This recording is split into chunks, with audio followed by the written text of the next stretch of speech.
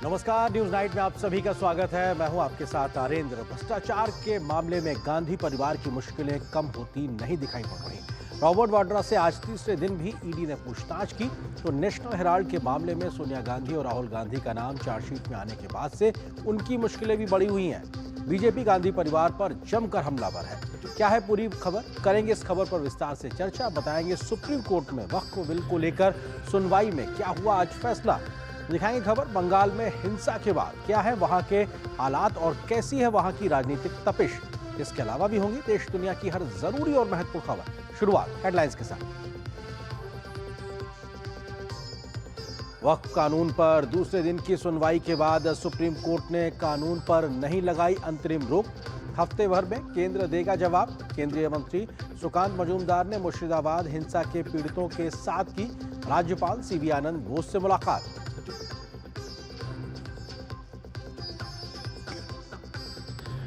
वक्फ संशोधन कानून के मसले पर दाऊदी बोहरा समुदाय के प्रतिनिधिमंडल ने की पीएम मोदी से मुलाकात। कानून के लिए जताया आभार, कहा लंबे समय की समुदाय की मांग हुई पूरी।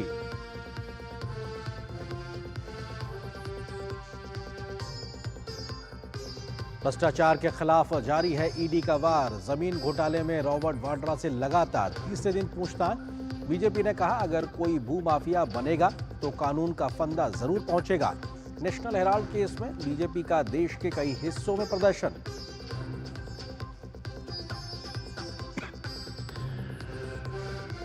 उपराष्ट्रपति जगदीप धनखड़ ने न्यायपालिका की भूमिका पर उठाए सवाल। कहा राष्ट्रपति को एक निश्चित समय में निर्णय लेने का आदेश देना असंवैधानिक। अनुच्छेद 142 को बताया न्यूक्लियर मिसाइल।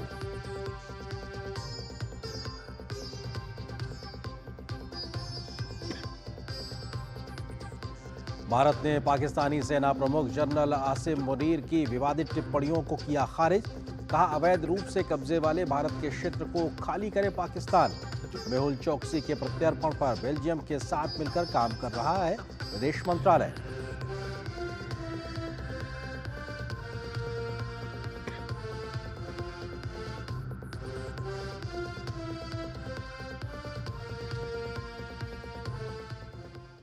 खबरों पर डालते हैं विस्तार से नजर। रॉबर्ट वाड्रा से आज ईडी ने तीसरे दिन भी लगातार पूछताछ की है।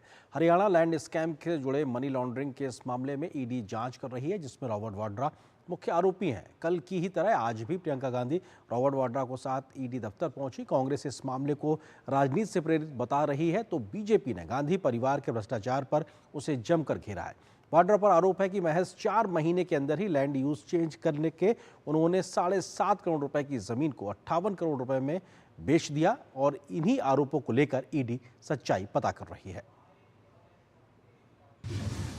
जमीन घोटाले का हिसाब, सवालों से वाड्रा परेशान। भ्रष्टाचार के खिलाफ ईडी का वार, क्या वाड्रा होंगे गिरफ्तार? भ्रष्टाचार के खिलाफ ईडी की कार्रवाई से गांधी परिवार मुश्किल में है। सोनिया गांधी और राहुल गांधी के खिलाफ ईडी ने नेशनल हेराल्ड केस में चार्जशीट पेश की है तो रॉबर्ट वाड्रा पर जमीन घोटाले में लगातार तीसरे दिन सवालों की बौछार हुई। हरियाणा लैंड स्कैम से जुड़े मनी लॉन्ड्रिंग के मामले में ईडी ने गुरुवार को लगातार तीसरे दिन भी प्रियंका गांधी के पति रॉबर्ट वाड्रा को पूछताछ के लिए बुलाया। वाड्रा प्रियंका के साथ ईडी के ऑफिस पहुंचे जहां उनसे पूछताछ हुई। ईडी के सामने पूछताछ के लिए पेश होने के दौरान रॉबर्ट वाड्रा ने केंद्र सरकार पर सत्ता का दुरुपयोग करने का आरोप लगाया। बीजेपी ने फौरन वाड्रा पर पलटवार किया और कहा कि भूमाफिया रॉबर्ट वाड्रा से सामान्य नागरिक की तरह कठिन सवाल पूछे जा रहे हैं तो उनको दिक्कत हो रही है। 2019 में भी मुझे बुलाया गया था, 15 बारी गया हूँ, 10-10 घंटे मैंने जवाब दिए हैं। अभी भी जो बुलाया गया है उसी सब्जेक्ट पे मैं वही दोहरा रहा हूँ जवाब, कोई नए सवाल है नहीं। ये कहना गलत नहीं होगा कि अपनी नजरों में और कांग्रेसियों की नजरों में रॉबर्ट वाड्रा एक मास लीडर हैं, लेकिन जनता की नजर में और किसानों की नजर में एक भू माफिया है। राहुल गांधी आज नेता प्रतिपक्ष हैं, उनके जीजा जी हैं, तो उनको भी कठिन सवालों के उत्तर देने होंगे। वाड्रा की कंपनी स्काईलाइट हॉस्पिटैलिटी पर आरोप है कि उसने अन्य लोगों के साथ मिलकर धोखाधड़ी की थी। आईपीसी की धारा 420, 120, 467, 468 और 471 के तहत इस मामले में केस दर्ज किया गया था। दाऊदी बोहरा समुदाय से जुड़े एक प्रतिनिधि मंडल ने आज प्रधानमंत्री नरेंद्र मोदी से मुलाकात कर वक्फ कानून को लेकर उनका धन्यवाद दिया है। वो तस्वीरें हैं, आइए आपको दिखाते हैं।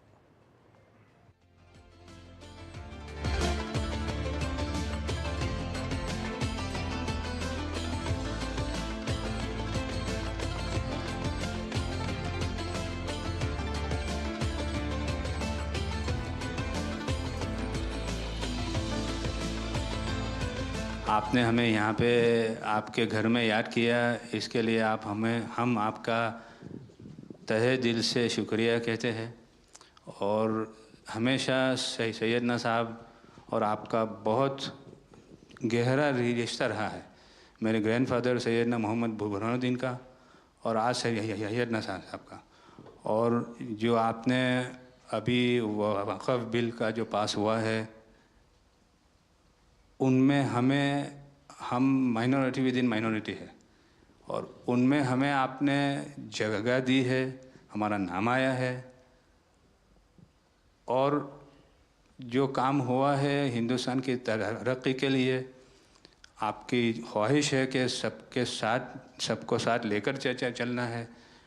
और जो काम हुआ है और हो रहा है वो इंशाअल्लाह इंडिया के लिए, हिंदुस्तान के लिए और पूरे देश के लिए बहुत खूब होगा। और छोटे लोगों की भी, आप भरे गिनती में छोटे हो लेकिन आपके दिल में जगह बहुत ज़्यादा है। ये आपकी जो खूबी है वो शायद किसी में भी नहीं होगी। और ख़ासतन मेरी बहुत दफ़े आपसे मुलाकात का भी टाइम हुआ है, इतने बिज़ी होने के बावजूद भी कान दे के सुनते हैं, ये बहुत खूबी है, शायद किसी में होती है। और मेरा जो एक्सपीरियंस है, ऐसे ही लोग प्राइम मिनिस्टर होते हैं।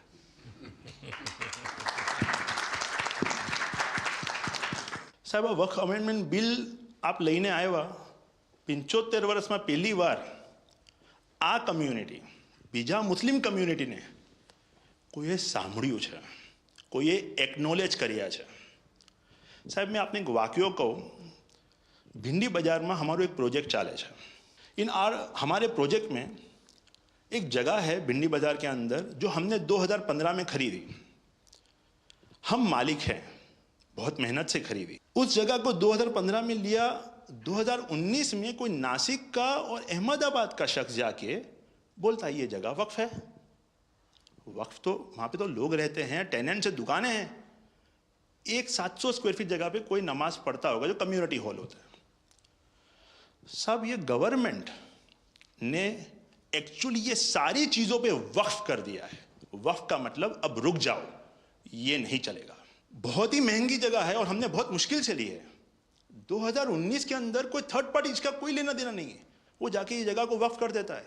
तो सर, कानून में बदलाव तो लाना होगा।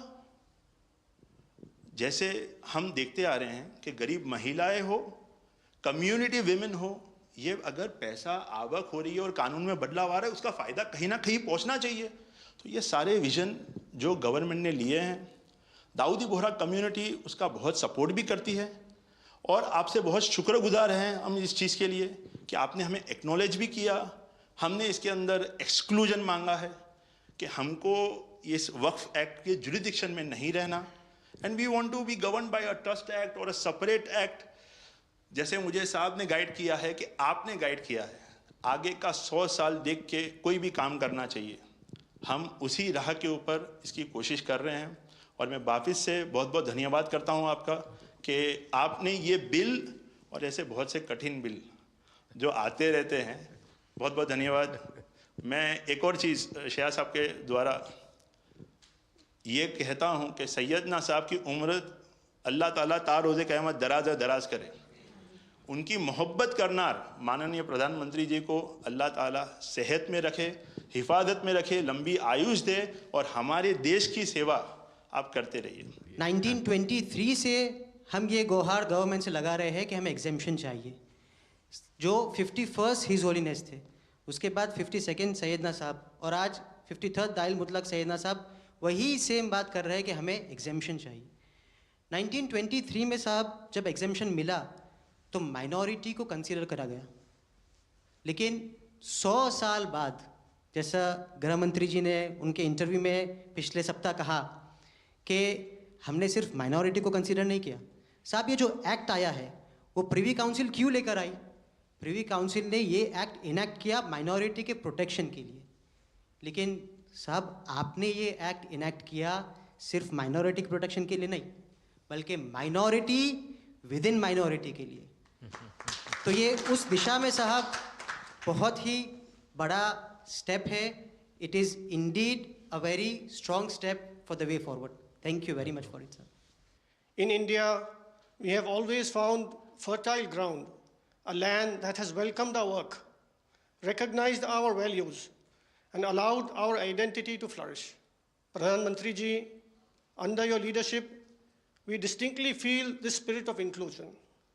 The recent amendment to the Waqf legislation, in which the Dawoodi Bohra community was formally recognized for the first time in independent India's 75-year history, may have been a brief mention, but to us it was profound. It affirmed something that we have always believed. We belong to India. We belong here. It is in this spirit that we proudly say, Hindustan hamaro watan chhe. We are inspired by your leadership, by your vision for India 2047, and by the clarity with which you speak of an India that is inclusive, confident, and globally respected. नज़र में उतरना कमाल होता है, नफस में बिखरना कमाल होता है, बुलंदियों पर पहुंच जाना कोई कमाल नहीं होता, बुलंदियों पे ठहरना कमाल होता है। क्या दौलत है आपके लफ्ज़ों में, ऐसी क्या दौलत है आपके लफ्ज़ों में, आप जब भी बात करते हैं दिल खरीद लेते हैं। आपकी हम्बलनेस, आपकी ह्यूमिलिटी साहेब लाजवाब है। हमारा माइम केवाई छे साहेब जे नमा रबने गमा। साहेब तमारा तो नाम माज नमो है, नमो हमें सौने गमो। आप सबका स्वागत है। शायद आप में से बहुत कम लोगों को पता होगा कि जब मेरे मन में वक्फ के एक्ट पर काम करने का विचार आया तो सबसे पहले मैंने सैयदना साहब से सलाह मशवरा किया। फिर उन्होंने आपको मेरे पास भेजा तो मैंने इनको 3 साल तक परेशान किया कि आप ज़रा इसको अपने तरीके से देखिए, आप अपनी लीगल एडवाइस लीजिए, मुझे ड्राफ्ट दीजिए। यानी आप कल्पना नहीं कर सकते इतना कंसल्टेशन में उन्होंने मेरा साथ दिया। आप में से जो भी जानकार लोग उनको बात कर करके ले आए और एक एक शब्द फुल स्टॉप कॉमा में क्या करना चाहिए यहाँ तक मुझे मदद मिली। ये बात मेरे लिए कोई नई नहीं थी, कैसे करना उसके लिए आपको शायद याद होगा जब आपके दादाजी सैयदना साहब, अब वो तो 1900 से, तो एक बार मेरे घर पे आए थे तो फिर उसी में से बात निकली पाटन की। अब एक व्यक्ति इस वक़्फ़ के नाम पे आप लोगों के लिए वो सबसे बड़ी श्रद्धा की जगह है, उसको दबोच के बैठा हुआ। अब मैं भारी कोशिश की मैंने खुद ने, यानी मुझे मालूम था कि कितनी पीड़ा आप लोग सह रहे हैं। एक्चुअली वक्फ का जो स्पिरिट है, आखिर ये किस चीज के लिए, किसके लिए, उसका अगर दुनिया को उत्तम से उत्तम कोई मॉडल दे पाएगा तो सैयदना साहब दे पाएंगे। लेकिन अब नई व्यवस्था में कानून के तहत तो दुनिया देखे, क्योंकि देखिए कल तक वक्फ के नाम पर क्या हुआ और अब देखिए कैसे हो सकता है। और जब गरीब से गरीब इंसान की दुआ मिलेगी तो उसकी ताकत अनेक गुना बढ़ जाती है जी। हमारा काम है ऐसे लोगों के हाथ में अधिकार देना, ऐसे लोगों के हाथ में व्यवस्था देना। तो इसके लिए हम इतनी बड़ी लड़ाई लड़ रहे हैं। वीडो जो है, महिलाएं हैं, उनके साथ बहुत नाइंसाफी हो रही है जी। हमारी कोशिश है कि उनको कोई न्याय मिले, उनकी भविष्य की। अब कुछ परिवारों को पता नहीं होता है, संपत्ति ऐसे ही वक्त को करवा देते हैं और बैठ जाते हैं कुछ लोग। तो मेरे पास ये कानून तो बाद में बना। पहले राउंड में जब मेरे पास रिपोर्टिंग आया, जब मैं यहाँ 19 में जीत करके आया, तब मेरे पास आया 1700 से ज़्यादा मुस्लिम समाज की शिकायतें थी कि भाई हमें न्याय दो। ये वक़्फ़ वालों ने हमारे साथ ये किया है। उसमें ज़्यादातर बहनें बेटियां थी। तब जाकर के मैंने कहा भाई रियलिटी क्या है, खोजो। तो ये रातों रात नहीं आया है जी। लगातार 5 साल तक हर बारीक चीज़ को कोशिश की समय। फिर उसमें से मुझे बहुत पहले बड़े सैयदना साहब से काफ़ी बातें मेरी होती थी। तो मुझे मालूम था कि बोहरा समाज हो या शिया मुस्लिम हो, उनको तो और मुझे अहमदिया को और मुसीबतें हैं। मैंने कहा भाई इनको तो कोई अलग से प्रोटेक्ट करना पड़ेगा। और उसमें से मैंने इस व्यवस्था को विकसित करने का प्रयास किया है। मुझे अच्छा लगा, आप सबसे मिलने का मौका मिल गया। चलिए, बहुत बहुत धन्यवाद आप सबका।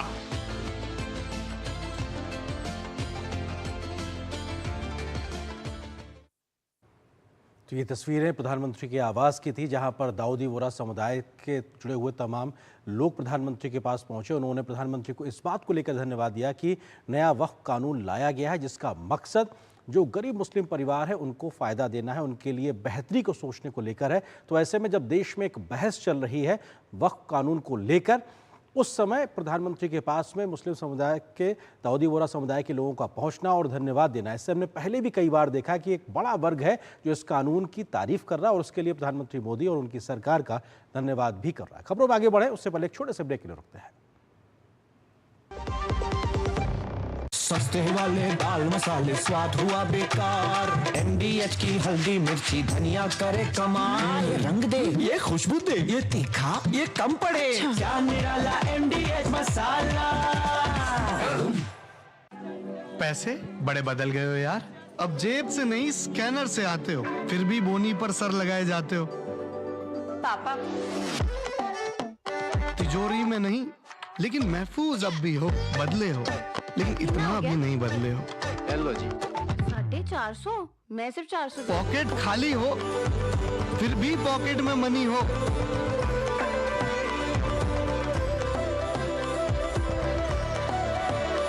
मॉडर्न हो गए हो, लेकिन ख्याल अब भी सबका रखते हो। बदले हो, लेकिन इतना भी नहीं बदले हो। पैसों का तरीका जितना भी बदले, हमारे लिए उसकी कदर नहीं बदलेगी। भीम, भारत का भरोसा, भारत का अपना पेमेंट्स ऐप। विभाग अनेक, कंप्लेंट बॉक्स 1। किसी भी सरकारी दफ्तर, विभाग या बैंक से जुड़ी शिकायत के लिए pgportal.gov.in पर जाएं, रजिस्टर करें, संबंधित विभाग चुनें, शिकायत दर्ज करें और ट्रैकिंग ID नोट करें। SMS या ईमेल पर एक्नॉलेजमेंट पाएं और शिकायत का जवाब सीधे मंत्रालय से प्राप्त करें। अब तक 1 करोड़ 12 लाख से अधिक भारतीयों ने भरोसा जताया। CP ग्राम्स, आपकी हर शिकायत का हल। अभी शिकायत दर्ज करें pgportal.gov.in।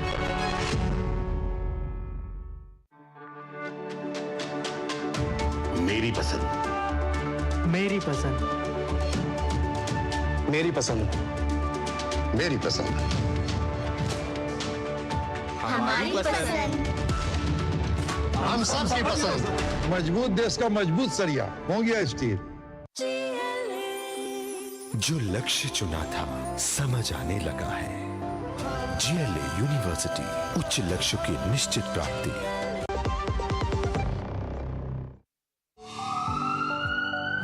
स्वास्थ्य से जुड़ी महत्वपूर्ण बात। देश के प्रख्यात विशेषज्ञों के साथ कैसे हो रोग के लक्षणों की पहचान। यदि आप हैं किसी रोग से परेशान, फोन और ईमेल के माध्यम से पूछें अपना सवाल। विशेषज्ञों से मिलेगा सही समाधान। देखिए स्वास्थ्य से जुड़ा विशेष कार्यक्रम टोटल हेल्थ सिर्फ डीडी न्यूज पर।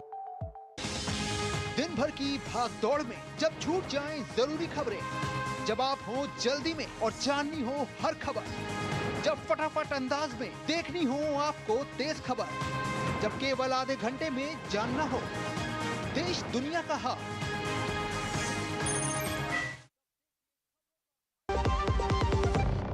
आपके घर के खाने में रेस्टोरेंट जैसा स्वाद ले आए MDH का शाही पनीर मसाला। पनीर को क्या मस्त बना डाला।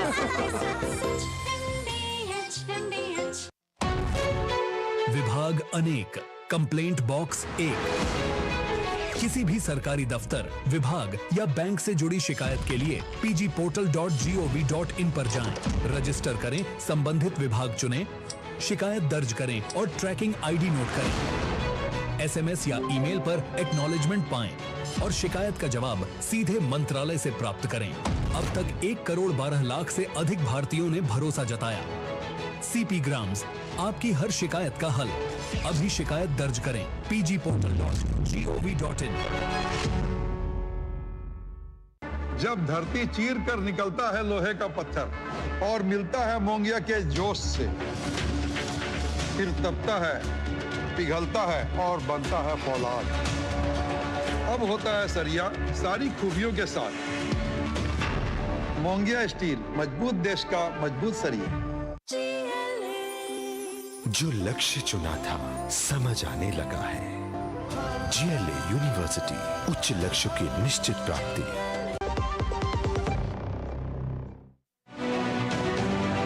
अमेरिकी सेना के साथ होने वाले HAADR अभ्यास टाइगर ट्रम्प 2025 इतना अहम क्यों था? भारत ने बनाया अपना ग्लाइड बॉम्ब, लेकिन आखिर ग्लाइड बॉम्ब होता क्या है? डायरेक्ट एनर्जी वेपन्स क्या है? क्या है भारतीय वायुसेना की वुल्फ पैक रणनीति? देखिए डिफेंस डायनेमिक्स DD न्यूज पर शनिवार शाम 7 बजे। कैसे राजस्थान के फतूही गांव के युवाओं ने खाली जमीन पर उगा दिया जंगल, तो कैसे विदर्भ में पानी की समस्याओं को दूर करने के लिए एक गांव की ग्राम पंचायत ने किया अनूठा प्रयोग। मध्य प्रदेश की महिलाएं किस प्रकार कोदो उत्पाद तैयार करके अंतर्राष्ट्रीय पटल पर बना रही हैं विशेष पहचान। ऐसी ही अच्छी खबरों को जानने के लिए देखिए गुड न्यूज जज्बा इंडिया का रविवार रात 9 बजे सिर्फ DD न्यूज पर।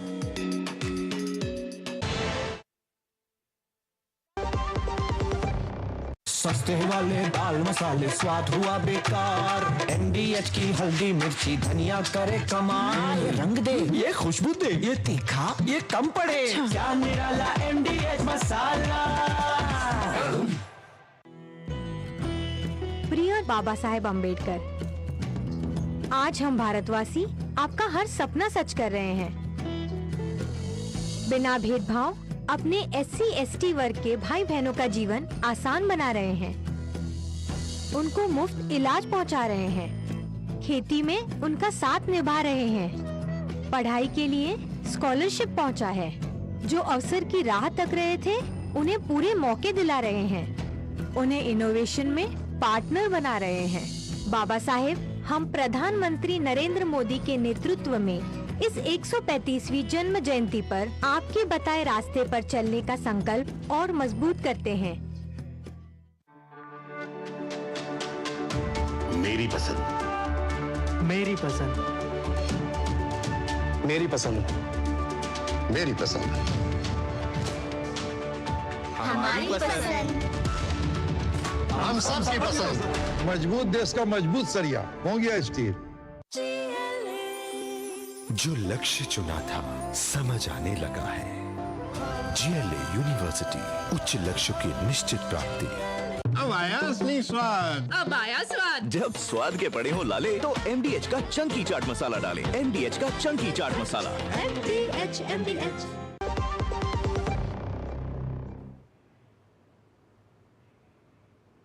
और ब्रेक के बाद आपका स्वागत है। ब्रेक पर जाने से पहले हमने आपको तस्वीरें दिखाई थी प्रधानमंत्री आवास की, जहां पर दाऊदी बोहरा मुस्लिम समुदाय से जुड़े हुए एक प्रतिनिधि मंडल ने प्रधानमंत्री से मुलाकात कर वक्फ कानून को लेकर उनका शुक्रिया किया था कि आप नया ऐसा बेहतर कानून लेकर आए हैं। इस खबर पर अधिक बातचीत करने के लिए वरिष्ठ पत्रकार जितेंद्र शर्मा जी इस वक्त हमारे साथ जुड़ गए। जितेंद्र जी, क्योंकि हमने तस्वीरों में देखा किस प्रकार से दाऊदी बोहरा समुदाय का एक प्रतिनिधि मंडल प्रधानमंत्री से मिलता है और वो सीधे तौर पर इस बात को जिक्र करता है कि साहब ये बेहतर कानून है, वक्त की जरूरत है, इस आवाज को भी सुना जाना चाहिए, तब जबकि देश भर में वक्फ कानून को लेकर बहस चल रही है, ये बेहतर है या खराब है? देखिए, ये एक अच्छा कदम है और खास तौर पर अगर मैं कहूँ वोहरा समाज को लेकर के जिस तरह से प्रधानमंत्री ने एड्रेस किया है, क्योंकि मैं सुन रहा था जब वो वोहरा कम्युनिटी के जो लोग मिलने आए थे और प्रधानमंत्री को धन्यवाद देने के लिए वो आए थे, तो वो इसलिए आए थे क्योंकि अब से पहले अगर आप देखेंगे तो वक्फ बोर्ड में उनका कोई भी रिप्रेजेंटेशन नहीं था, यानी कि वो एक तरह से अलग थलग पड़े हुए थे। और जो प्रधानमंत्री की कोशिश ये है कि समाज के सभी वर्गों को एक साथ लेकर के चलने की जो कोशिश है वो इस नए वक्फ बोर्ड में दिखाई देती है। और उन्होंने खुद ये कहा भी कि जिस तरह से वोहरा समुदाय को, और खास करके मैं कहूँ अगर मुसलमान धर्म के अंदर जो अलग अलग समुदाय हैं उनको लेकर के जिस तरह से वक्फ बोर्ड ने अलग थलग किया हुआ था, सबका रिप्रेजेंटेशन नहीं था, उसमें वोहरा समाज को जिस तरह से उन्होंने इंक्लूड किया है, ये बताता है कि प्रधानमंत्री किस तरह से हर तबके के लोगों के लिए सोचते हैं। और ये जो नया वक्फ बोर्ड जो लेकर के आए हैं प्रधानमंत्री, उसमें उनको भी शामिल किया गया और यही वजह है कि वो आज प्रधानमंत्री से मिलने के लिए आए थे और उन्होंने खास तौर पर धन्यवाद दिया है प्रधानमंत्री को कि उन्होंने उनके समुदाय के लिए भी इस बात का ध्यान रखा। जी जितेंद्र जी, इस चर्चा में, इस बातचीत में जो प्रधानमंत्री के साथ दाऊदी बोहरा समुदाय के लोगों की हुई, उसमें दो बातें भी महत्वपूर्ण निकल के आई। उसमें एक चीज़ ये भी कि कैसे अचानक से किसी ने किसी की प्रॉपर्टी को वक्फ घोषित कर दिया जो कि उन्होंने बड़ा मुश्किल से खरीदी थी, मुंबई के एक जगह का वो जिक्र कर रहे थे। दूसरी तरफ प्रधानमंत्री कहते हैं कि साहब हमारी मंशा 2019 या उससे पहले से भी लगातार कंसल्टेशन के माध्यम से उन जरूरतमंदों की जरूरतों को पूरा करना है जिसके लिए वक्फ करने की ये पूरी सोच है। आपको लगता है कि ये एक बड़ा संदेश है? बिल्कुल सही कहा आपने, क्योंकि प्रधानमंत्री जो बात कर रहे थे उसमें उन्होंने बताया कि कैसे वोहरा और अखानी और अहमदिया समुदाय को भी इंक्लूड कर देंगे। और इसके अलावा जो वक्फ के अंदर जो कमियां थी, मैं ये नहीं कहूंगा कि वक्फ बोर्ड जो बना हुआ था पहले उसके अंदर कमियां नहीं थी, बहुत सारी कमियां थी। इसी वजह से इस नए बोर्ड को, इस नए कानून को लेके आने की जरूरत पड़ी। जिस तरह से पहले शिकायतें आ रही थी कि वक्फ बोर्ड किसी पर भी, किसी जमीन के ऊपर भी अपना हक जता लेता था और जो सामने वाले जिसकी संपत्ति है उसको ये दावा पेश करना पड़ता था कि वाकई में ये जमीन उसकी है। लेकिन अब जिस तरह से कानून के अंदर बदलाव किए गए हैं और सभी समाज के वर्ग को इंक्लूड किया गया है, इसमें बाकायदा कानून में जिस तरह से चेंजेस किए गए हैं, वो ये बताता है कि ये कहीं ना कहीं प्रोग्रेसिव है और ये आगे बेहतरी के लिए है। तो निश्चित तौर पर ये पूरे जो मुस्लिम समुदाय है उसके बेहतरी के लिए बनाया गया। और वक्फ बोर्ड का जो मकसद है वो ये है कि जो मुसलमान व्यक्ति, मुसलमान धर्म के जो लोग हैं, उनको उसके जरिए उनको न्याय मिल सके, उनकी बेहतरी के लिए काम कर सके। कहीं ना कहीं जो मैसेज था, जो पर्पस था वक्फ बोर्ड का, इससे पहले कहीं ना कहीं वो डिफीट कर रहा था, कहीं ना कहीं उसमें कहीं ना कहीं किसी तरह की कमी थी। उसी कमी को इस नए कानून के जरिए दूर किया गया और यही मैसेज आज प्रधानमंत्री ने भी वोहरा समाज के लोगों को मिलकर के दिया है और इसीलिए वो धन्यवाद देने भी आए थे। तो ये एक बड़ी बात है कि जो कानून के अंदर जो कमियां थी उसको पूरी तरह से दूर कर लिया गया है। बिल्कुल, शुक्रिया जितेंद्र जी, क्योंकि हमने तस्वीरें पहले भी देखी जब ये नया कानून पास हुआ था, नोटिफाई हुआ था, उसके बाद से देश के अलग अलग इलाकों से खुशियां मनाने की तस्वीरें भी आई थी और हमने दर्शकों को वो दिखाया भी था। शुक्रिया हमारे साथ जुड़ने के लिए, इस खबर पर बातचीत करने के लिए आपका। अगली खबर की ओर रुख करते हैं जो कि जुड़ी हुई है नेशनल हेराल्ड के मामले से। नेशनल हेराल्ड मामले में सोनिया गांधी और राहुल गांधी का नाम चार्जशीट में आने के बाद कांग्रेस ने प्रदर्शन किया था और आरोप लगाया था कि केंद्र सरकार एजेंसियों का दुरुपयोग कर रही है। आज देश के कई शहरों में भारतीय जनता युवा मोर्चा ने कांग्रेस के भ्रष्टाचार के खिलाफ विरोध प्रदर्शन किया तो गांधी परिवार पर देश को लूटने का आरोप लगाया। बीजेपी ने कहा कि सिर्फ 50 लाख रुपए में गांधी परिवार ने 2000 करोड़ रुपए से ज्यादा की संपत्ति हासिल कर ली। इस मामले में 25 अप्रैल को अब कोर्ट फिर से सुनवाई करेगा। भ्रष्टाचार के खिलाफ लड़ाई, कांग्रेस बीजेपी में सियासत गरमाई। भ्रष्टाचार के खिलाफ ईडी का वार, मुश्किल में गांधी परिवार। नेशनल हेराल्ड मामले में ईडी की ओर से सोनिया गांधी और राहुल गांधी के खिलाफ चार्जशीट दाखिल किए जाने के बाद से भारतीय जनता युवा मोर्चा ने देश के तमाम हिस्सों में प्रदर्शन किया। प्रदर्शनकारियों ने आरोप लगाया कि कांग्रेस पार्टी भ्रष्टाचार में गले तक डूबी हुई है और नेशनल हेराल्ड मामला उसकी पोल खोल रहा है। बीजेपी इस मामले में कांग्रेस और गांधी परिवार पर आक्रामक है और उसका कहना है कि कांग्रेस अपने भ्रष्टाचार को छिपाने के लिए जांच एजेंसियों का दुरुपयोग करने का आरोप लगा रही है। A nominal amount of कितना 50 लाख रुपया and they acquired assets for 2000 crores और आप सेक्शन 8 सेक्शन 25 की बात करते हैं। This is a open and shut case of fraud, corruption and money laundering. ये देशव्यापी जो शोर मचाने का काम कांग्रेस कर रही है, इस शोर मचाने की बजाय जवाब देना चाहिए कि अगर 1938 में नेहरू जी ने इस पेपर की शुरुआत की और 2008 में चलाने लायक नहीं रहा और 2010 के बाद ऐसा क्या होता है कि एक यंग इंडियंस नाम की कंपनी बनाई जाती है, 76% शेयर सोनिया गांधी जी और राहुल गांधी जी लेते हैं, ऑस्कर फर्नांडिस जी को दिया जाता है 14% शेयर। इस मामले में आरोप है कि पहले कांग्रेस पार्टी ने एजेएल को 90.25 करोड़ रुपए का ब्याज फ्री लोन दिया जिसे चुकाया नहीं गया। नवंबर 2010 में यंग इंडिया लिमिटेड नाम की एक कंपनी शुरू की गई जिसमें सोनिया और राहुल गांधी की हिस्सेदारी 38% थी। कंपनी को खड़ा करने का मकसद एजेएल पर मौजूद 90.25 करोड़ रुपए की देनदारियां उतारना था। आरोप है कि यंग इंडिया ने साल 2011 में एजेएल के लगभग सभी शेयर और प्रॉपर्टी खरीद लिए। इसके बाद कांग्रेस पार्टी ने 90 करोड़ का लोन भी माफ कर दिया। इस तरह 2000 करोड़ रुपए से ज्यादा की संपत्ति कांग्रेस पार्टी की झोली में आ गई। ये सारा का सारा जो प्रॉपर्टी है वो यंग इंडिया के पास और उनके अधीन हो गया। मात्र 50 लाख और वो भी डोटेक्स इंडिया से लेकर ये बन गए मालिक जिसके पास 76% शेयर था, मां और बेटे। अब इसी मामले में सोनिया गांधी, राहुल गांधी पर चार्जशीट हुई है जिस पर कोर्ट 25 अप्रैल को संज्ञान लेगा। शैलेंद्र मिश्रा के साथ ब्यूरो रिपोर्ट, डीडी न्यूज। और आपको बताते हैं कि नेशनल हेराल्ड का पूरा मामला क्या है, क्योंकि इस पूरे मामले को समझना बहुत जरूरी है। इसमें 3 बड़े किरदार हैं।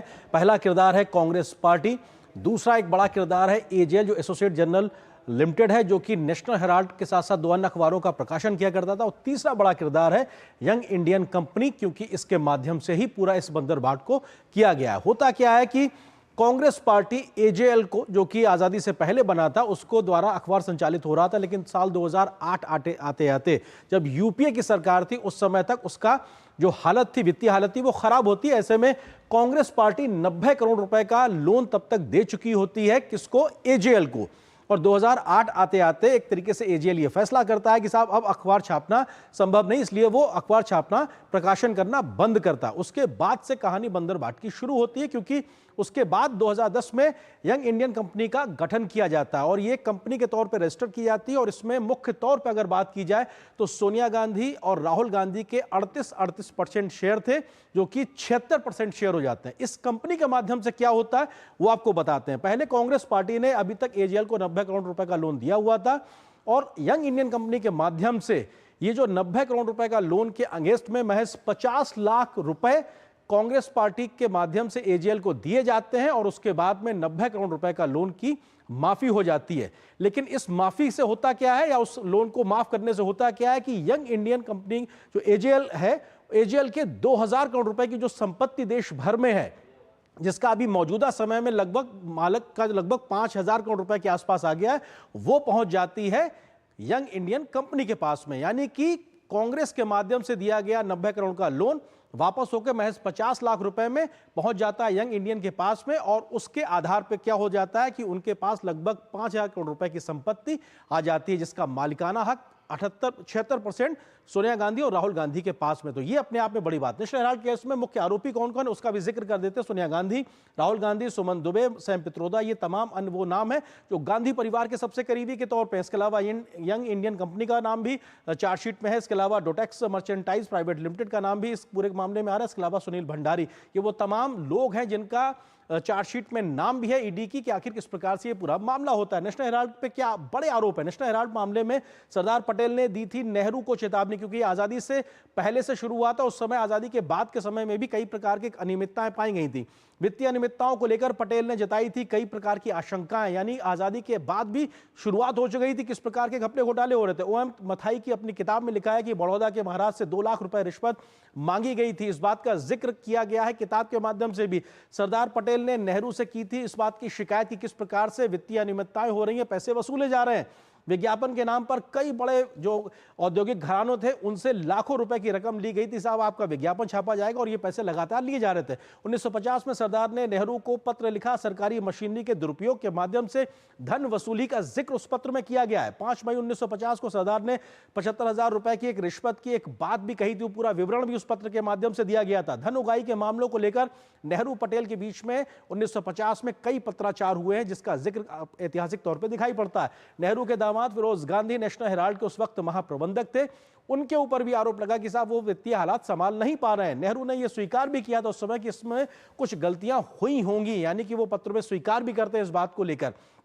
सरदार पटेल ने अखबार पर गांधी परिवार के कब्जे पर उठाए थे सवाल और यह कहा भी था कि किस प्रकार से स्वतंत्रता सेनानियों ने इसको खड़ा किया था, लेकिन कैसे कुछ लोग इस पे कब्जा कर रहे हैं। कांग्रेस के वरिष्ठ नेता और 4 बार उत्तर प्रदेश को उस समय सीएम रहे चंद्रभानु गुप्ता ने भी चिंता जताई थी और कहा था कि साहब इसकी जांच करानी चाहिए।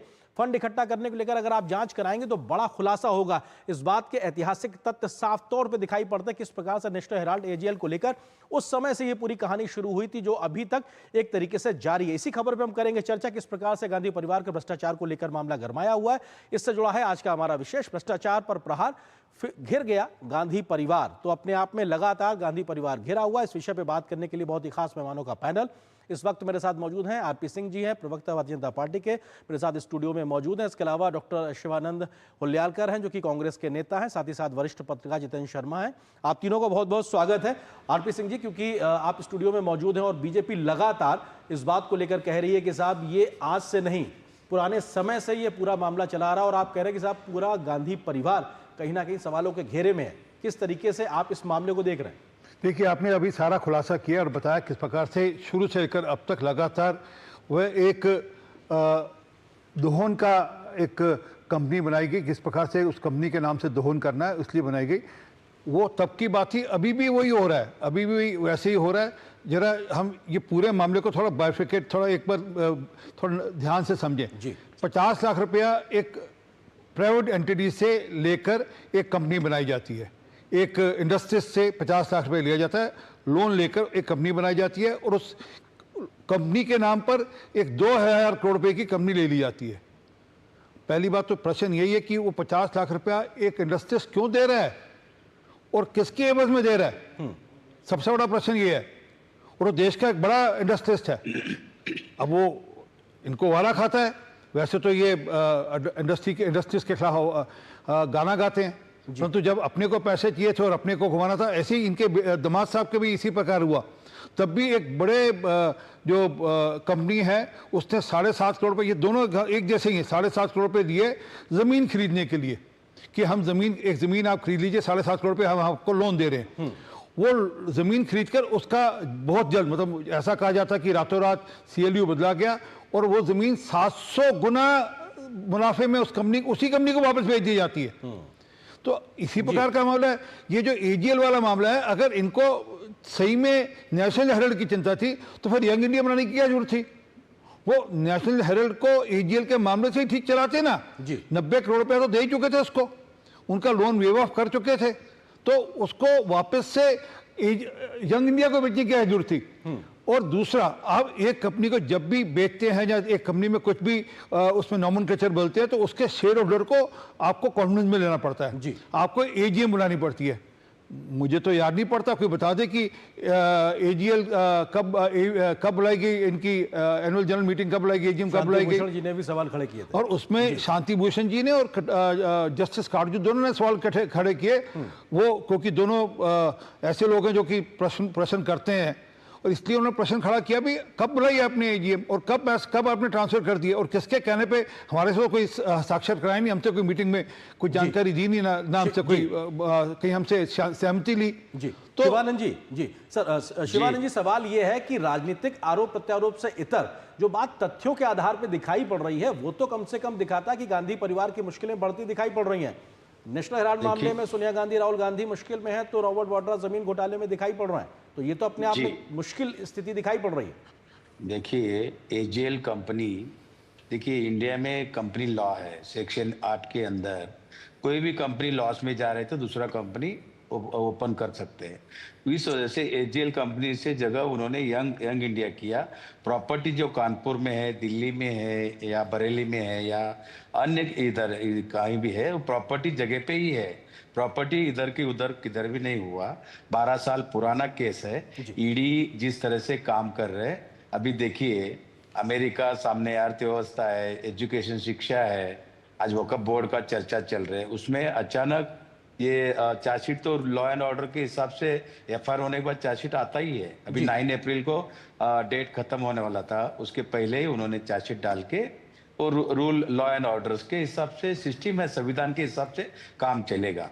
दूसरी बात, ईडी का मेरे को ऐसा लग रहा है 2014 से लेके 2025 तक पहले भी ऐसा हुआ रहेगा, लेकिन ईडी और सीबीआई और इनकम टैक्स ज्यादा मिसयूज ज्यादा हो रहे हैं।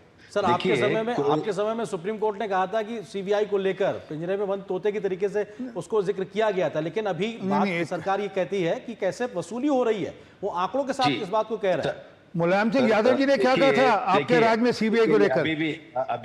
अभी भी देखिए, कोई भी नेता के ऊपर 99% केसेस ईडी का हो या सीबीआई का, किसी को भी सजा होता नहीं है। 1% वो भी बिजनेसमैन कोई रहे तो उसके ऊपर होता है। ये रिकॉर्ड है इंडिया में, लॉ एंड ऑर्डर संविधान के हिसाब से होता है।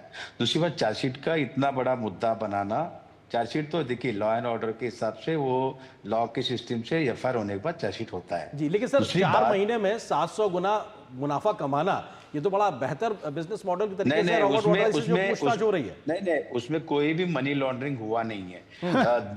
एजीएल से लेके नहीं, रॉबर्ट वाड्रा की बात हो रही है साहब।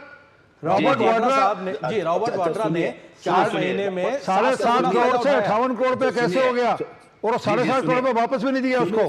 सुनिए जी, देखिए 20 साल पुराना केस है रॉबर्ट वाड्रा का। खुद खट्टर साहब ने 2 बार क्लीन चिट दिया है। तिंगरा जज साहब ने भी उसमें भूपेंद्र हुड्डा ने क्या बयान दिया वो बता दीजिए। दूसरी बात खट्टर साहब ने खुद क्लीन चिट दिया। 20 साल से यही चल रहे। 2019 में उनको बुलाया, उनका रेड हुआ, पूरा जांच हो रहा है। जो भी है कानून के हिसाब से, संविधान के हिसाब से होगा। ठीक है जितेंद्र शर्मा जी, सवाल ये उठता है कि क्या ये पुराना 20 साल हो गया, 15 साल हो गया, तो क्या कानून या तरीके से गुनाह कमजोर होता दिखाई पड़ेगा? लेकिन जब तथ्य सामने आ रहे हैं तो कम से कम दिखाई पड़ रहा ना, आज गांधी परिवार मुश्किलों में गिरता दिखाई पड़ा, वो भी भ्रष्टाचार के मामले में। शिवानंद जी मैं आता हूं आपके पास, जितेंद्र जी से सवाल। बिल्कुल सही कहा आपने, क्योंकि इस समय जो गांधी परिवार के लिए है मुश्किलें हैं। मैं आपको फैक्ट्स के साथ कुछ चीजें बताता हूँ। यंग इंडिया कब फॉर्म की गई? 23 नवंबर 2010 में। 23 नवंबर 2010 में यंग इंडिया कंपनी बनाई गई। इसके सबसे पहले जो डायरेक्टर थे वो कौन थे? सत्यम गंगाधर पित्रोदा और सैम पित्रोदा और सुमन दुबे, ये दोनों डायरेक्टर थे इसके।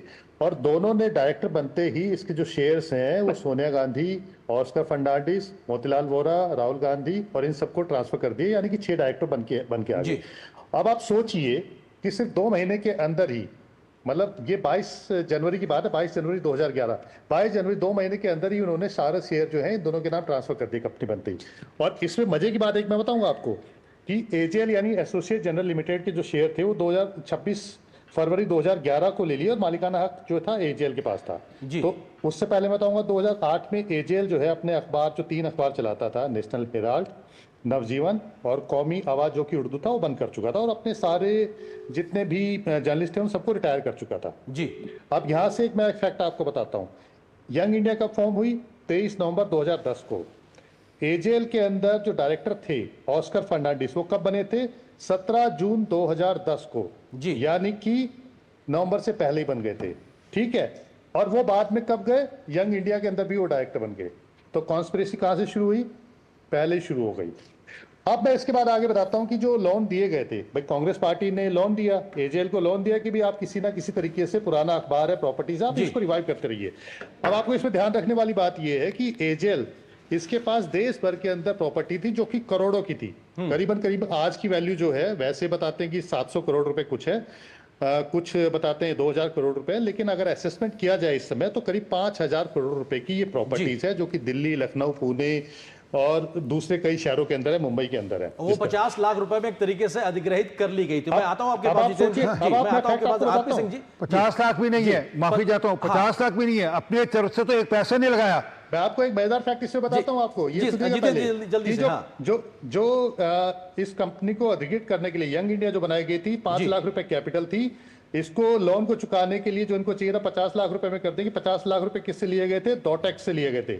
डॉटेक्स एक शेल कंपनी थी जिसको कौन चलाते थे? जो शुरू की गई थी सुनील भंडारी और सुनील सांगानेरिया, जो बाद में आरपीजी को बेच दी गई। ये बहुत बात की बात है।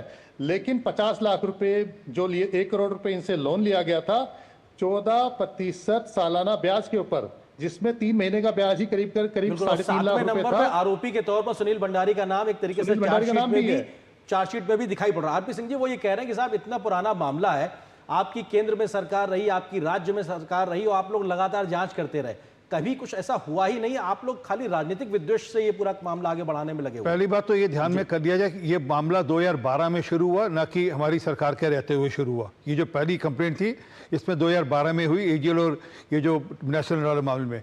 दूसरी बात, अगर जल्दी हो तो कहते देखो जी ये तो तंग कर रहे हैं, जल्दी कर रहे हैं। भाई एक प्रक्रिया है, उस प्रक्रिया के अंतर्गत ये ब्लू कॉलर क्राइम है। ये नहीं कि किसी को आपने चक्कू दिखाकर, बंदूक दिखाकर आपने पैसा लूट लिया हो। ये आपने दिमाग लगाया। अभी बताया ना किस प्रकार से एक नकली कंपनी, फर्जी कंपनी खड़ी की गई, उस फर्जी कंपनी में पैसा लिया गया, उस फर्जी कंपनी में फिर पैसा घुमाया गया। ये पूरी की पूरी जो कड़ियाँ जोड़ने में समय लगता है। तो उस फर्जी कंपनी के डायरेक्टर कौन थे, वो पैसा कहाँ से घूमा, वो कहाँ पर बेस थी कंपनी जहाँ से पैसा घूमा गया। ये देश में एक नया प्रकार की प्रक्रिया शुरू हुई थी कांग्रेस के टाइम में, जो कि हमारी सरकार ने आकर इस प्रकार की सारी फर्जियां कंपनी बंद कराई और लाखों कंपनियां ऐसी थी जो उस पैरामीटर में आई जहां वो बंद की गई। परंतु जो मूल बात है जी, क्या ये इस बात से मुकर सकते हैं, इस बात से ये कह सकते हैं कि नहीं ठीक नहीं है कि वो जो 2000 करोड़ रुपए की प्रॉपर्टी है, ये कहते हैं कि वो नॉन प्रॉफिट कंपनी के पास गई, परंतु उसकी जो मैनेजमेंट है, उससे जो किराया आएगा, वो किराया कहाँ खर्च होगा, उसके जो रेंटल इनकम्स है वो कहाँ खर्च होगी, उस पर भी प्रश्न है।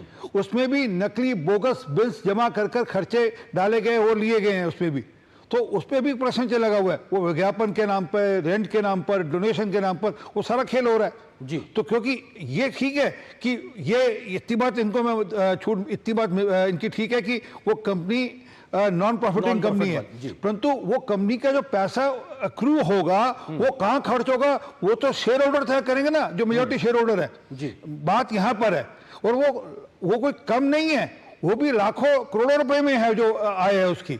वो जो रेंटल इनकम या बाकी सोर्स ऑफ इनकम से पैसा आएगा वो भी करोड़ों रुपया है। बिल्कुल शिवानंद जी, सवाल यही उठता है कि आज की तारीख में भ्रष्टाचार के मसले को लेकर कांग्रेस पार्टी का जो सबसे बड़ा नेतृत्व है, गांधी परिवार है, वो सवालों के घेरे में। ऐसे में पार्टी की साख और आपके शीर्ष नेतृत्व की साख को लेकर सवाल खड़ा हो रहा है। देखिए, संविधान गांधी फैमिली को है, नरेंद्र मोदी सर को भी है, एक बार खोलकर दिखा दीजिए, कोई भरोसा नहीं है आपका। और दूसरी बात कि देखिए, इस तरीके से संविधान का अपमान अभी आपके चैनल पे बैठ के सर कर रहे हैं, अच्छी बात नहीं है। नहीं, मैं तो संविधान भगवान है, अरे भगवान है, हमारे लिए आपसे भगवान है, परंतु कोई भरोसा नहीं ना आपका। संविधान जरा रिस्पेक्ट करना सीखिए सर, इतना अच्छी बात नहीं है। कभी ना कभी हमारा भी इमरजेंसी लगाई थी आप ही ने, राजीव गांधी ने पोस्टर पे लेकर आए थे। दूसरी बात सुनिए, नेहरू जी ने सबसे पहली अमेंडमेंट करी थी इसमें संविधान में। देखिए, ये जो केस किया है सुब्रमण्यम स्वामी ने लगवाया था, सुब्रमण्यम स्वामी ने जाके कोर्ट में जाके स्टे लगवाया। दूसरी बात, इसमें ज्यादा इंटरप्रेट जनता जनार्दन कोई भी कंप्लेंट नहीं है। और अभी जो हमारे जो सर चैनल पे बैठ के इतने जोर से चिल्ला रहे, इस केस में 0, मैं खुद भी लॉयर हूं, इसमें रिजल्ट है ना 0, कुछ भी नहीं होने वाला है, क्योंकि मनी लॉन्ड्रिंग बोल के ये लोगों ने केंद्र सरकार ने जब नरेंद्र मोदी साहब प्राइम मिनिस्टर बनने के बाद और देश के होम मिनिस्टर, दोनों मिलके जिस तरह से इन्होंने शीर्ष नेतृत्व हमारा जो है राहुल गांधी जी, सोनिया गांधी जी को टारगेट करके जिस तरह से अभी अहमदाबाद में अधिवेशन हुआ 2 दिन, उसके उधर राहुल जी ने एलओपी लोकसभा में खड़े होके बोल दिया कि हम गुजरात जीतने जा रहे हैं। इसलिए आप ये कह रहे हैं कि टारगेट किया जा रहा है। जितेंद्र जी, सवाल ये है कि क्या पॉलिटिकल टारगेटिंग हो रही है या जो तमाम तथ्य जो पब्लिक डोमेन में है उसको हवा हवाई मान लिया जाए? शिवानंद जी एक सेकंड, शिवानंद जी एक सेकंड, दिक्कत क्या है, पार्टी के साथ दिक्कत क्या है कि ये कुछ शत्रुमुखी शिवानंद जी आपसे आरोप का जवाब ले रहा हूँ। हाँ ठीक है, पहले शिवानंद जी आपने कहा ना पॉलिटिकल टारगेटिंग एक तरीके से की जा रही है, मैं समझना चाहता हूँ।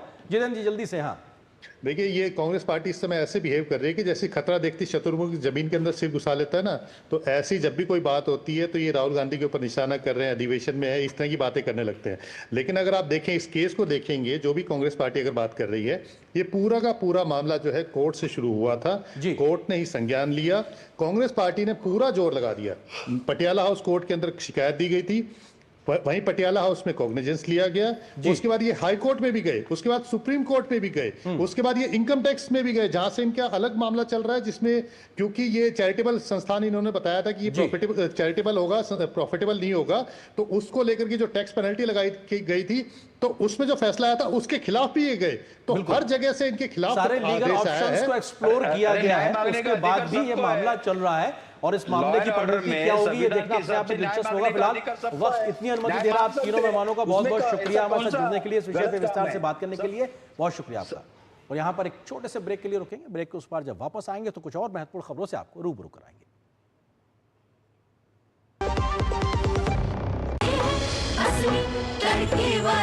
ये तो बड़ी समझदार, बड़ी होशियार, नई टेस्ट का असली test MDH ginger garlic paste.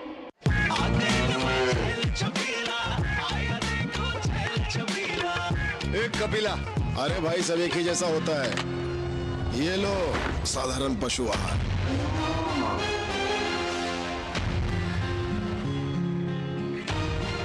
इस देश की हर माँ, बच्चे, बूढ़े, जवान, खिलाड़ी, डॉक्टर, इंजीनियर, सबको गाय भैंस की दूध की शक्ति पर भरोसा है। और जब इन पशुओं को कपिला पशु आहार मिलेगा, तभी तो दूध सिर्फ ज्यादा ही नहीं, शक्ति से भरपूर भी होगा।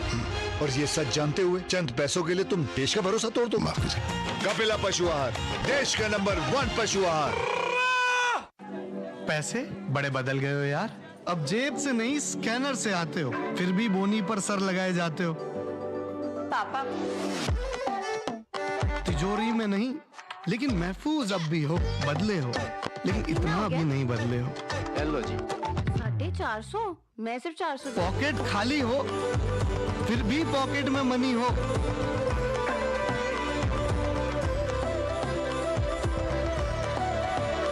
मॉडर्न हो गए हो, लेकिन ख्याल अब भी सबका रखते हो, बदले हो, लेकिन इतना भी नहीं बदले हो। पैसों का तरीका जितना भी बदले, हमारे लिए उसकी कदर नहीं बदलेगी। भीम, भारत का भरोसा, भारत का अपना पेमेंट्स ऐप। जो लक्ष्य चुना था समझ आने लगा है। जीएलए यूनिवर्सिटी, उच्च लक्ष्य की निश्चित प्राप्ति।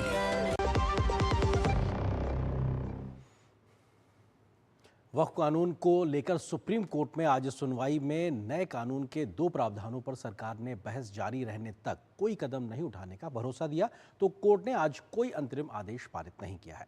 मामले की अगली सुनवाई में आगे की बहस जारी रहेगी। उधर बंगाल में वक्फ कानून के विरोध में हुई हिंसा के बाद से हालात तनावपूर्ण बने हुए हैं। हिंसा प्रभावितों ने आज राज्यपाल से मुलाकात की तो निष्पक्ष जांच की मांग की है। ममता सरकार ने एसआईटी बनाकर हिंसा की जांच के आदेश दिए हैं, तो ये मामला उधर कलकत्ता हाई कोर्ट में भी पहुंच गया है। राज्य में कानून व्यवस्था के मामले को लेकर बीजेपी ममता सरकार पर लगातार हमलावर है। राष्ट्रीय महिला आयोग की अध्यक्ष विजया राहतकर ने मुर्शिदाबाद में हुई हिंसा पर एक तरीके से जांच कमेटी का गठन भी किया है। आप देखिए इस रिपोर्ट को, मुझे दीजिए अनुमति। नमस्कार।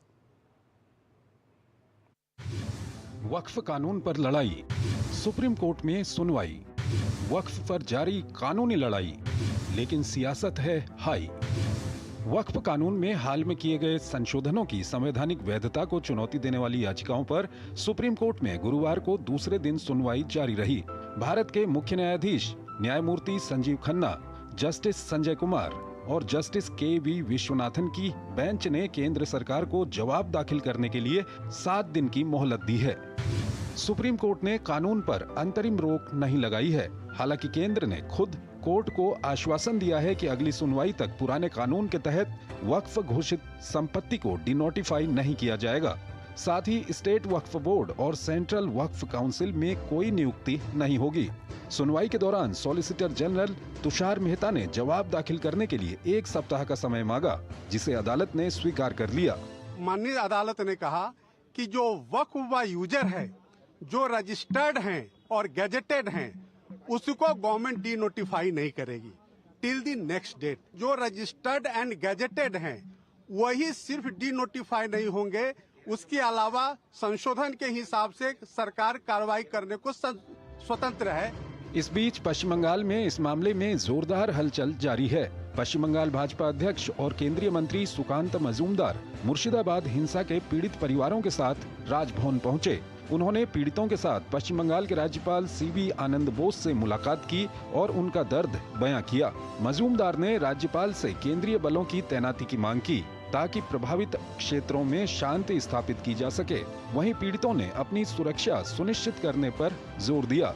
साथ ही पलायन करने वाले हिंदू परिवारों की जल्द से जल्द सकुशल वापसी की मांग की।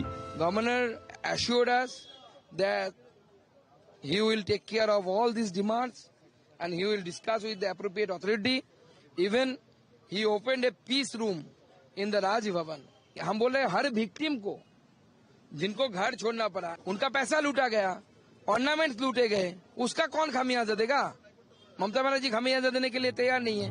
मुर्शिदाबाद हिंसा पर पश्चिम बंगाल विधानसभा में प्रतिपक्ष के नेता शुभेंदु अधिकारी द्वारा NIA जांच की मांग को लेकर दायर याचिका पर कलकत्ता हाईकोर्ट में सुनवाई हुई। मुर्शिदाबाद हिंसा के पीड़ितों ने भी NIA की जांच की मांग को लेकर याचिका दाखिल की है। पश्चिम बंगाल में 11 से 12 अप्रैल को नए वक्फ बोर्ड कानून के खिलाफ विरोध प्रदर्शन के दौरान भीड़ उग्र हो गई। इसके बाद मुर्शिदाबाद में जमकर हिंसा हुई। कई वाहनों को आग के हवाले कर दिया गया, घरों के अंदर घुसकर तोड़फोड़ की गई। सूती, धुलियान और जंगीपुर सहित अन्य इलाकों में हिंसा में कम से कम 3 लोगों की मौत हुई थी और कई अन्य घायल हुए थे। हिंसा के कारण बड़ी संख्या में लोग अपना घर छोड़ने के लिए मजबूर हो गए थे। हिंसा प्रभावित धुलियान के बेदवना में BSF ने फ्लैग मार्च किया। पीड़ित महिलाएं सुरक्षा का हवाला देते हुए राज्य में राष्ट्रपति शासन की मांग कर रही हैं। हाथ जोड़ के अनुरोध करते हैं महिला लोग, जो हमारे साथ जो हुआ आप नहीं चलेगा, ऐसा जो राष्ट्रपति शासन चाहिए हम लोग। पीड़ितों का दर्द जानने के लिए राज्यपाल CV आनंद बोस मुर्शिदाबाद का दौरा करने वाले हैं। I am going to the field to see for myself the realities in the field. Now that the central forces are also there, situation has been brought under control. Now what we should do is to do the mopping up operation and also take further steps to prevent such instances in future. उधर मुख्यमंत्री ममता बनर्जी ने कहा है कि हिंसा की जांच के लिए एक SIT का गठन किया गया है। राज्य सरकार पीड़ितों के लिए घर बनाएगी। प्रशासन मुर्शिदाबाद के लोगों का विश्वास बहाल करने की कोशिश कर रहा है। हालांकि हालात इससे उलट हैं। मुर्शिदाबाद हिंसा में मारे गए हरगोविंद दास और उनके बेटे चंदन दास के परिजनों ने मुख्यमंत्री ममता बनर्जी द्वारा घोषित मुआवजे को लेने से साफ इनकार कर दिया है। पीड़ित परिवार का कहना है कि अब मुआवजे का कोई मतलब नहीं बचा, क्योंकि जिन 2 अनमोल जिंदगियों को उन्होंने खोया है वो कभी लौटकर नहीं आएंगे। मृतकों के परिवार के मुताबिक यदि पुलिस समय पर पहुंच जाती, कुल मिलाकर पीड़ितों का जख्म गहरा है और उनके मन में पुलिस प्रशासन के प्रति भी गुस्सा है। Bureau report DD news.